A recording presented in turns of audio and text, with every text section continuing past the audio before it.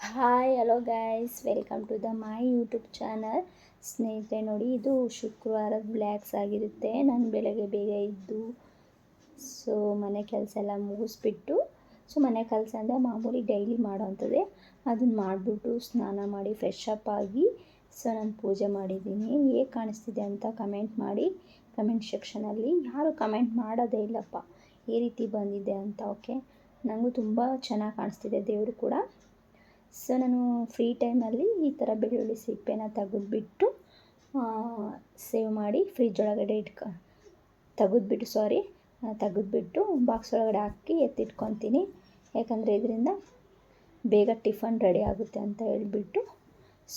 ನಾನು ಇನ್ನೊಂದು ವಿಷಯ ಏನು ಹೇಳಬೇಕು ಅಂತಂದರೆ,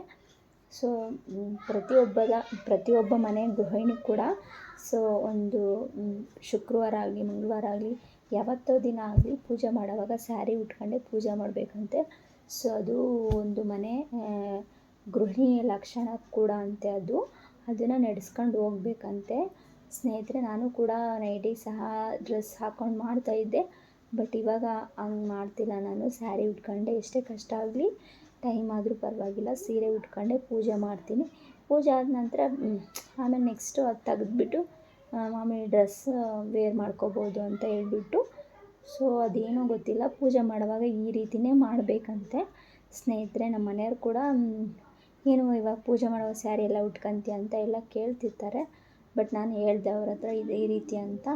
ಸರಿ ಅಂತ ಹೇಳ್ಬಿಟ್ಟು ನಮ್ಮ ಮನೆಯವ್ರು ಕೂಡ ತುಂಬ ಖುಷಿಪಟ್ಟರು. ಈ ರೀತಿ ಸ್ಯಾರಿ ಉಟ್ಕೊಂಡು ಪೂಜೆ ಮಾಡಿದ್ರೆ ಒಳ್ಳೆಯದು. ಇಲ್ಲಾರ ದೇವಸ್ಥಾನಕ್ಕೆ ಹೋಗ್ಬೇಕಾದ್ರೂ ಡ್ರೆಸ್ ವೇರ್ ಮಾಡಬಾರ್ದು. ಗೃಹಿಣಿಯರು ಸ್ಯಾರಿ ಉಟ್ಕೊಂಡೇ ಹೋಗ್ಬೇಕಂತೆ. ಅದು ಗೃಹಿಣಿಯರ ಲಕ್ಷಣ ಸಹ. ಅದು ಹಿರಿಯರು ಮಾಡ್ಕೊಂಡು ಬಂದಿರುವಂಥದ್ದನ್ನು ನಾವು ಕೂಡ ನಡೆಸ್ಕೊಂಡು ಹೋಗಬೇಕು. ಯಾಕಂದರೆ ಕೆಲವು ಮನೇಲಿ ಹಿರಿಯರು ಇರಲ್ಲ ಹೇಳೋಕ್ಕೆ ಕೇಳೋಕ್ಕೆ. ಆವಾಗ ನಾವು ಡ್ರೆಸ್ಸು ನೈಟಿ ಹಾಕ್ಕೊಂಡು ಪೂಜೆ ಮಾಡ್ತಿರ್ತೀವಿ.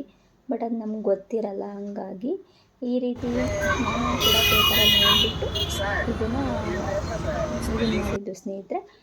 ನನ್ನ ಮಗ ಸಹ ಬೆಳಗ್ಗೆ ಎದ್ದ ತಕ್ಷಣ ಹೋಮ್ವರ್ಕ್ ಮಾಡ್ತಿದ್ದಾನೆ. ಸ್ಕೂಲಿಗೆ ಹೋಗೋ ಟೈಮಲ್ಲಿ ಮಾಡ್ತಿದ್ದಾನೆ. ಒಂದು ದಿನ ಅಷ್ಟೇ ನೈಟ್ ಎಲ್ಲ ಸೈಕಲ್ ಆಡ್ತಾನೆ. ಸ್ಕೂಲಿಗೆ ಹೋಗೋ ಟೈಮಲ್ಲಿ ಹೋಮ್ವರ್ಕ್ ಮಾಡ್ತಾನೆ ಸ್ನೇಹಿತರೆ. ಹಾಗೆಯೇ ಈ ಒಂದು ಮಿನಿ ಬ್ಲಾಗ್ ಇಷ್ಟ ಆದರೆ ಲೈಕ್ ಆ್ಯಂಡ್ ಸಬ್ಸ್ಕ್ರೈಬ್ ಆಗುತ್ತೆ. ಟೇಕ್ ಕೇರ್, ಬಾಯ್.